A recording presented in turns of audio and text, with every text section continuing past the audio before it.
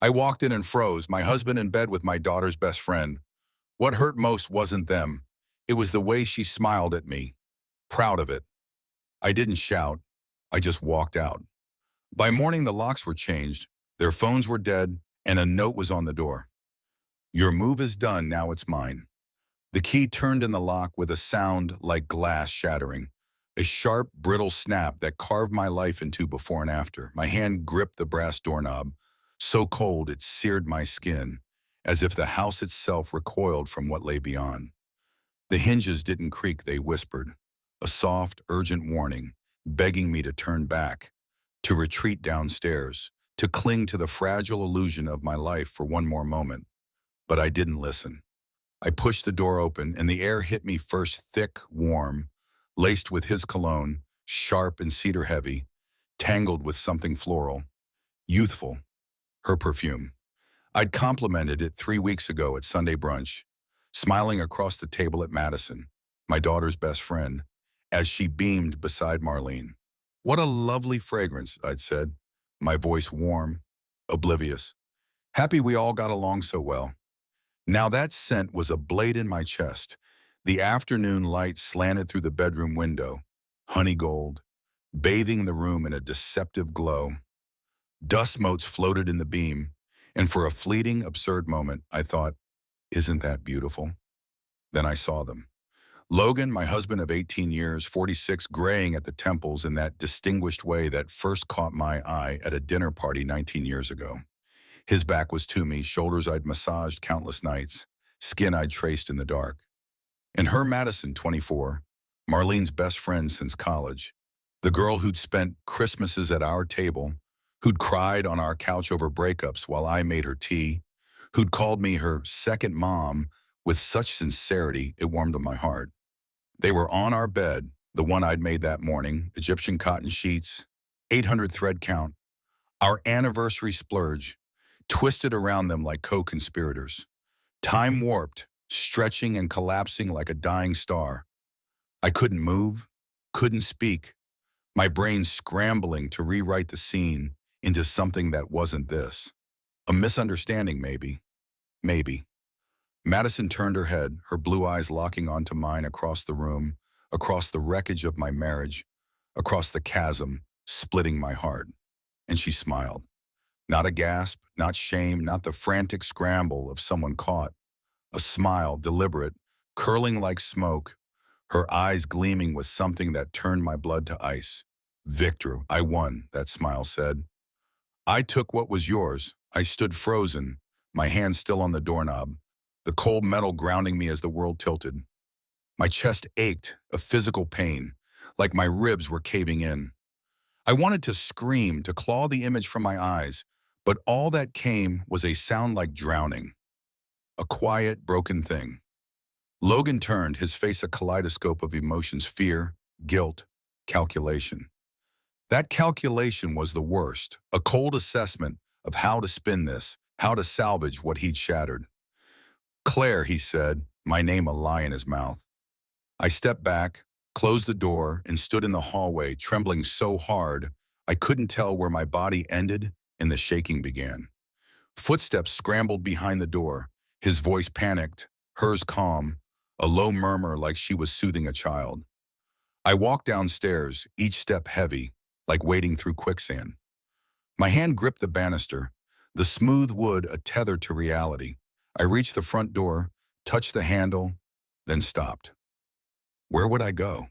This was my house, my home, my sanctuary for 18 years. The place where we'd raised Marlene, where we'd laughed and fought and loved. And he'd brought her here, into our bed. In the kitchen, I filled a glass with water, my hand shaking so badly it spilled on the counter. I tried to drink, but my throat wouldn't work. The room looked criminally normal, sunlight streaming through the window, the coffee maker still warm from this morning, my grocery list on the fridge in my handwriting. Milk, bread, chicken breast, laundry detergent. The ordinariness mocked me. Footsteps descended the stairs. Logan appeared, shirt wrinkled, hair disheveled, his face a stranger's. Claire, please, let me explain. Explain, my voice was flat, mechanical. Explain what? That it's not what it looks like? That this isn't what it is? He ran his hands through his hair, a gesture I'd once found endearing. God, Claire, I'm so sorry. I'm so sorry. Madison came down, fully dressed, composed, her hair slightly mussed, but her expression serene, like she'd just stopped by for coffee. Clara, I think I should go. You think? The words cut sharper than I intended. You think you should go? She dropped her eyes, but only for a moment. When she looked up, there was no shame, just something hard, deliberate. I'm sorry you had to find out this way. This way. Not sorry for what she'd done, but for how I discovered it, as if there were a polite way to learn your husband was sleeping with your daughter's best friend. Leave my house, I said, my voice foreign, distant. She moved to the door, her steps measured, unhurried. At the threshold, she paused. Marlene doesn't need to know, she said quietly. We can keep this between us. Her concern sounded genuine, but it was a chess move, a calculated play dressed as compassion. How kind of you, I said, to consider my daughter's feelings. She flinched, a crack in her composure, then left. Logan and I stood in the kitchen, two people who'd vowed forever, who'd built a life, raised a child, now reduced to a crime scene. You're disgusting, I said. Did you ever think of Marlene?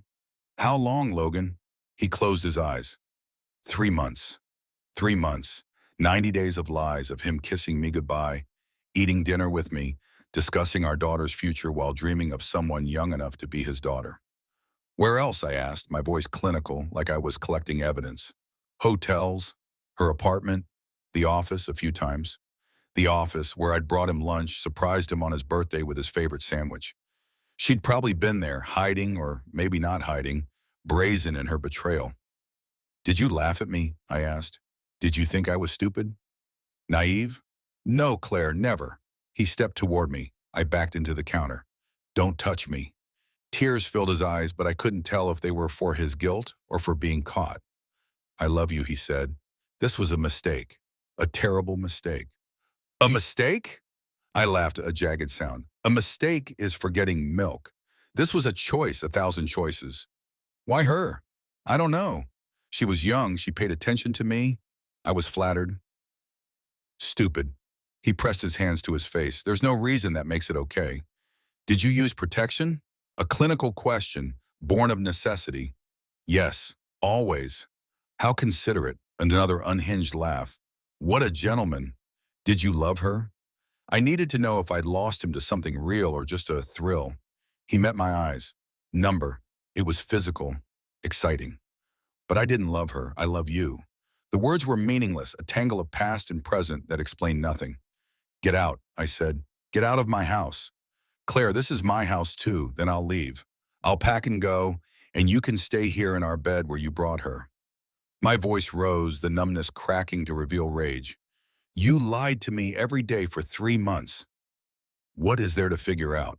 He packed a suitcase while I stood in the kitchen, the silence heavy, suffocating. When he left saying, I love you, Claire. Please believe that, I didn't respond. I sat on the kitchen floor, my legs giving out, and tried to cry. Nothing came. My body was too shocked, too hollow.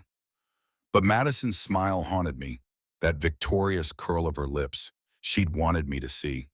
She'd planned it, the timing, the unlocked door, the sounds that drew me upstairs. Why? What did she gain? 6 weeks earlier, life had seemed normal. Logan and I had been married 18 years, together 19. We met when I was 23, starry-eyed, believing in love songs. He was 28, confident, a rising star in commercial real estate, his laugh filling rooms, his gaze making me feel singular. We built a life, Marlene born when I was 25, a daughter with my dark hair and his green eyes, a house in a tree-lined neighborhood. My career as a freelance graphic designer letting me balance motherhood and independence. We were happy, or I thought we were. Now I sifted through memories like rubble, searching for cracks I'd ignored. Logan's late nights, his phone angled away, his sudden gym obsession, small things I'd explained away. Work stress, client confidentiality. He's always liked to shower after work. I'd silence the voice whispering, something's wrong. Madison had woven herself into our lives since meeting Marlene in college. From a broken home, she clung to our stability, calling me her second mom, her voice honey sweet. I'd welcomed her, pitied her, never seeing her survey the territory. She started dropping by when Marlene wasn't home, chatting over coffee while Logan worked in his office. "You're so lucky," she'd say, and I'd smile, blind to her intent.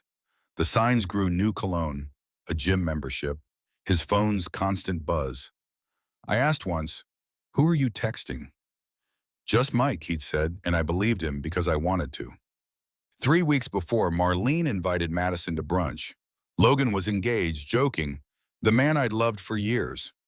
Madison's floral perfume caught my attention. "Joe Malone, peony and blush suede," she said when I complimented it. Her glance at Logan was fleeting, but it rang an alarm I dismissed. 2 weeks before, Logan brought me lilies, my favorite, just because. We made love that night, and I thought we were reconnecting. I didn't know lilies were funeral flowers. 1 week before, I saw a text on his phone. "Can't wait for tomorrow, same time." No name, just a number. I didn't check it, couldn't bear to admit I doubted him. "Who's texting about tomorrow?" I asked. "Mike," he said, "investor meeting." I let it go. The day it happened, I came home early with a headache. Marlene canceled her visit, and I headed upstairs to rest. A sound from our bedroom stopped me, a soft murmur. Almost nothing. My heart raced. I turned the key, opened the door, and my world collapsed. After they left, I sat in the kitchen, the normalcy mocking me. I couldn't cry, couldn't feel. Just replayed Madison's smile, her calculated triumph. I had to tell Marlene, but not yet. I needed evidence, needed to understand. I hired Tara Bennett, a private investigator, to document everything: surveillance, background checks, digital footprints. I played the wounded wife, meeting Logan for tearful talks, letting him think reconciliation was possible, while Tara uncovered their ongoing affair. Hotels, burner phones, careful but not careful enough. Photos showed them together, time-stamped, undeniable. Madison's background revealed a pattern: affairs with a married professor, a lawyer, targeting stability she craved, rebranding herself to seem wholesome. Logan's finances showed $40,000 moved to a secret account, a nest egg for a new life. Marlene's birthday was my stage. I hosted a dinner at our house, inviting friends, co-workers, Logan's partners, and Patricia, the lawyer's wife, who'd suffered Madison's pattern. I prepared a presentation: photos, texts, Madison's history, a clinical narrative of betrayal. After dinner, I played it. The room went silent as images flashed: Logan and Madison at hotels, explicit messages, her past affairs. Patricia spoke, confirming her story. Marlene's face crumpled, her world shattering. Madison tried to protest, but my attorney, Catherine, shut her down. "Everything is documented," she said. "Sue and Discovery will bury you." Marlene confronted them, her voice breaking. Madison's mask cracked, revealing cold calculation. "You have no idea what it's like," she said, "watching everyone else have perfect lives." Logan had no defense, just apologies that meant nothing. I served him divorce papers, secured the house, and watched their worlds unravel. Madison was fired, her pattern exposed. Logan's reputation tanked. Marlene and I began healing, therapy helping us rebuild trust. A year later, I saw Madison in a coffee shop, working her charm on another married man. She smiled at me, unashamed. I smiled back, not with pain, but with strength.